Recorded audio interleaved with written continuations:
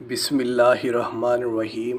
السلام علیکم وظائف میڈیا کے پیارے دوستو، میرے پیارے دوستو، میں امید کرتا ہوں کہ آپ سب خیریت سے ہوں گے اور اللہ رب العزت کی رحمتیں برکتیں سمیٹنے میں مشغول ہوں گے۔ پیارے دوستو، آج جو وظیفہ آپ لوگوں کی خدمت میں پیش کرنے جا رہا ہوں، یہ ایسا وظیفہ ہے کہ اپنی کوئی بھی 3 بڑی سے بڑی حاجات ایک کاغذ پر لکھ لیں اور اس کے بعد قل واللہ احد کا اس طریقے سے ورد شروع کریں اور اس کے بعد دعا کے لیے ہاتھ اٹھائیں۔ اگر حاجت پوری نہ ہو تو میں آپ کو یقین دیتا ہوں آپ میرے گھر پر آ کے مجھ سے سوال کر سکتے ہیں کہ بھائی آپ نے یہ وظیفہ بتایا تھا اور یہ میری حاجتیں پوری نہیں ہوئی، میں حساب دینے کے لیے تیار ہو جاؤں گا۔ لیکن شرط یہ ہے کہ یہ جو وظیفہ آپ کر رہے ہیں یہ پورے یقین اور ایمان کے ساتھ کیا جائے اور اللہ کی ذات پر بھروسہ رکھا جائے اور صبر اور تحمل اختیار کیا جائے۔ اللہ رب العزت کی ذات بڑی رحیم و غفور ذات ہے، تھوڑی سی دینے میں دیر ہو سکتی ہے، لیکن یقین رکھیں اگر آپ کے نصیب میں یہ چیز ہوئی، آپ کے حق میں بہتر ہوئی، تو جلد سے جلد آپ کی 3 بڑی سے بڑی حاجات پوری ہو جائیں گی۔ پیارے دوستو، اس سے پہلے کہ ویڈیو کا باقاعدگی سے آغاز کریں اور آپ کو آج کے اس وظیفے کی طرف لے جائیں، آپ سب نے مہمانوں سے درخواست کرتا ہوں کہ ہمارے اس چینل کو سبسکرائب کر لیں اور بیل کے آئیکن کو بھی دبا دیں تاکہ آنے والی ویڈیوز آپ تک بآسانی پہنچ سکیں۔ پیارے دوستو، یہ وظیفہ دوسروں وظیفوں سے تھوڑا سا مختلف ہے۔ اس وظیفے میں آپ نے کاغذ کا ایک سفید ٹکڑا لے لینا ہے، ایک بڑا کاغذ کا سفید ٹکڑا لے لیں، یعنی جیسے آپ نے کاپی دیکھی ہوگی، ایک کاپی میں سے ایک سفید پنا نکال لیں، اس کے آپ 3 ٹکڑے کریں۔ زیادہ بہتر یہ ہے کہ پنے کا ٹکڑا ایسا ہو جس پہ لائنیں نہ ہوں، یعنی بالکل خالی پنا ہو۔ آپ کو بات سمجھ میں آ رہی ہوگی، بعض پنے ایسے ہوتے ہیں جس پہ لکیریں دی ہوئی ہوتی ہیں تاکہ لکھائی میں آسانی ہو، لیکن یہ ایسا پنا ہونا چاہیے جس کی لکیریں نہیں ہونی چاہیے، تو زیادہ بہتر رہے گا۔ اب آپ نے کیا کرنا ہے، اس کے 3 ٹکڑے کر لینے ہیں برابر کے، اور ہر ایک ٹکڑے پر آپ نے اپنی حاجت لکھنی ہے۔ پہلے ٹکڑے پر اپنی حاجت لکھنی ہے، دوسرے ٹکڑے پر آپ نے دوسری حاجت لکھنی ہے، تیسرے ٹکڑے پر آپ نے تیسری حاجت لکھنی ہے۔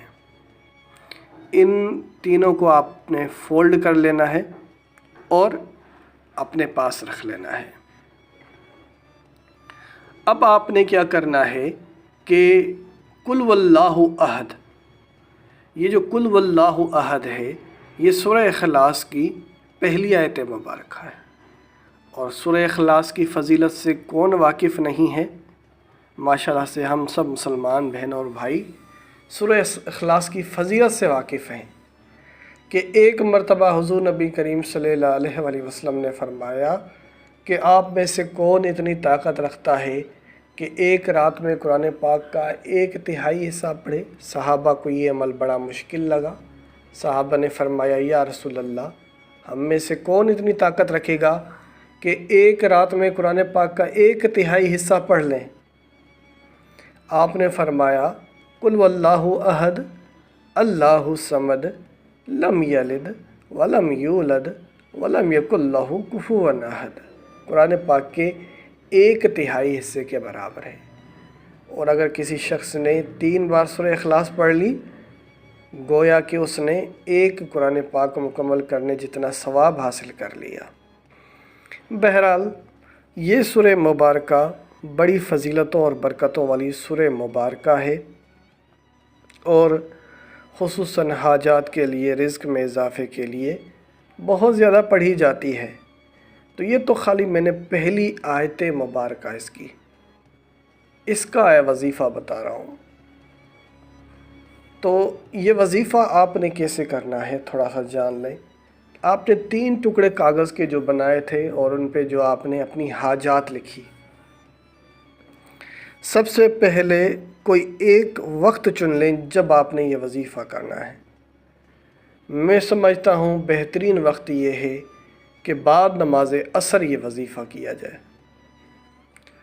عصر کی نماز کے بعد آپ خاموشی سے ایک جگہ پر بیٹھ جائیں اور یہ 3 کاغذ کے ٹکڑے جن پہ آپ نے اپنی حاجات لکھی تھی، ان کو فولڈ کر کے رکھا تھا، وہ آپ اپنے پاس لے لیں اور ہر ایک ٹکڑے پر آپ نے کیا کرنا ہے، 10 بار قل واللہ احد، قل واللہ احد پڑھنا ہے۔ پہلا ٹکڑا لینا ہے، قل واللہ احد پڑھیں۔ دوسرا ٹکڑا لینا ہے، قل واللہ احد پڑھیں۔ تیسرا ٹکڑا لینا ہے، قل واللہ احد پڑھیں 10 مرتبہ، تینوں کاغذ پہ، یعنی تینوں آپ نے کاغذ کے ٹکڑوں پر اپنے حاجتیں لکھی ہیں، تینوں حاجتوں پہ 10 بار قل واللہ احد پڑھیں۔ یہ پڑھائی کرنے سے پہلے، یعنی جب آپ قل واللہ احد ان پہ پڑھیں گے، ان سے پہلے آپ 11 بار درود پاک پڑھیں گے، اور جب تینوں پر قل واللہ احد قل واللہ احد باری باری آپ 10 بار پڑھ لیں تو آخر میں بھی پھر آپ نے 11 بار درود پاک پڑھ لینا ہے۔ یاد رہے درود پاک کو بھی آپ نے بڑے سکون اور اطمینان کے ساتھ پڑھنا ہے، کوئی جلد بازی نہیں کرنی۔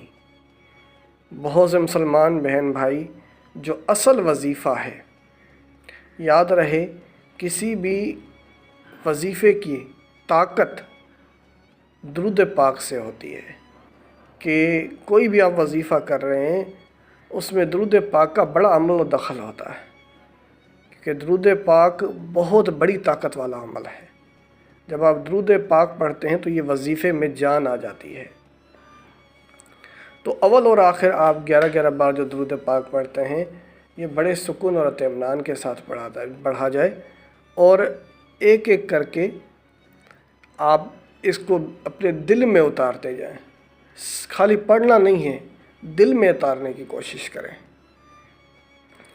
بہرحال جب آپ پڑھائی مکمل ہو جائے تو دعا کے لیے ہاتھ بھی اٹھانے ہیں اور اللہ سے رو رو کر گڑ گڑا کر اپنی تینوں حاجات کے لیے دعا کرنی ہے۔ انشاءاللہ بڑی سے بڑی حاجت میں سمجھتا ہوں وہ پوری ہو جائے گی، اور آپ خود جب آپ کو اس وظیفے سے فائدہ ہوگا تو آپ ضرور سمجھیں گے کہ اس کو شیئر کرنا چاہیے، دوسروں لوگوں تک پہنچانا چاہیے۔